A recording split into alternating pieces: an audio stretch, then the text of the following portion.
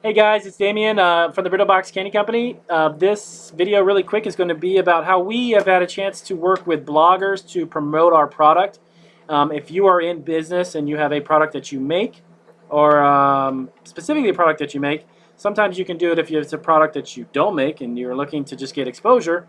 But for those people out there who are making products, for us it's actually candy. A little bit about who we are. My wife and I own and operate a candy company.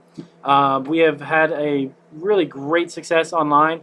We have shipped our products to over 15 countries, utilizing places like Amazon, Etsy, eBay, Bonanza, and of course our company website.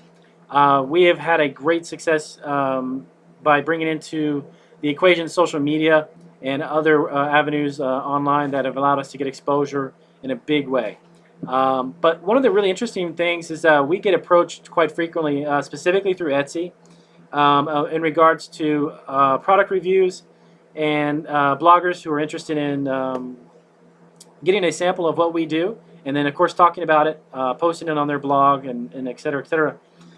If you have an opportunity to get in touch with, or if a blogger approaches you about doing a product review or discussing in detail what you do, I kind of go through a little bit of a vetting process where I try to see exactly how many followers or how many people who actually go to the blog, how active it is.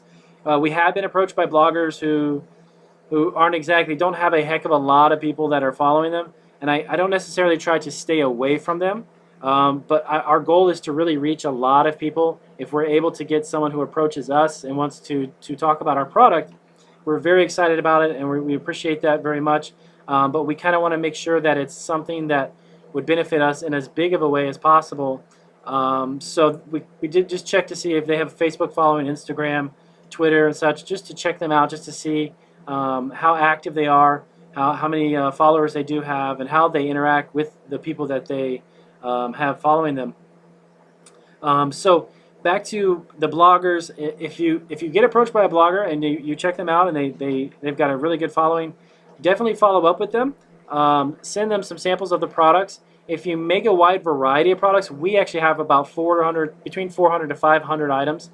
If you offer a big variety, try to send a variety of products. I don't necessarily mean to send a couple of hundred or even 50 or 60, but probably like 5 or 6 or half a dozen or maybe 10 items if you make that much of a variety. What it's going to do, it'll give the blogger something more than just one specific product that you make to talk about. Not necessarily that it would be boring, but one product out of a lineup of products is not a really good, true representation of what you have as far as the ability to make. If you're very creative, you can come up with a lot of different items. If you're into jewelry making, if you're into clothing, if you're into foods, or if you've got, let's say if you make a line of salsas, but you've got 6 flavors, and a blogger approaches you, and I would say, hey, you know what, send them a sample of each flavor. Let them try a little bit of this, a little bit of that. The variety, as they always say, variety is the spice of life, but giving the blogger or giving somebody to write something about that it's more than just one flavor or one thing that you do, it's good, but it's not great. What it's going to do is it'll allow that blogger to give your product the exposure to thousands of followers that they may have on their blog.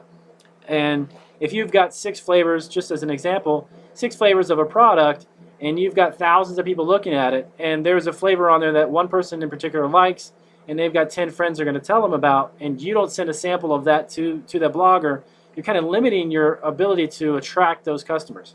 I was in retail. I worked in retail for close to 20 plus years before starting my business, and I will tell you, I've worked with a lot of customers and have been around the business for quite some time. And the customers that I've always come in contact with, of course, like variety. They want more than just one flavor, or they're looking for something new or something catchy or trendy.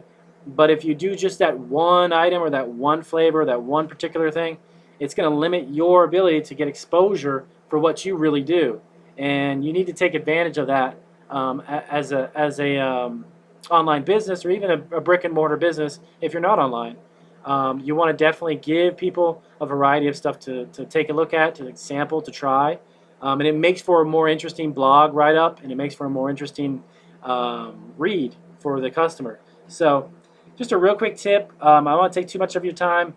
but definitely look into that. If you are approached by bloggers or if you're looking for some, another great resource that's new to us just recently is the Google Plus communities.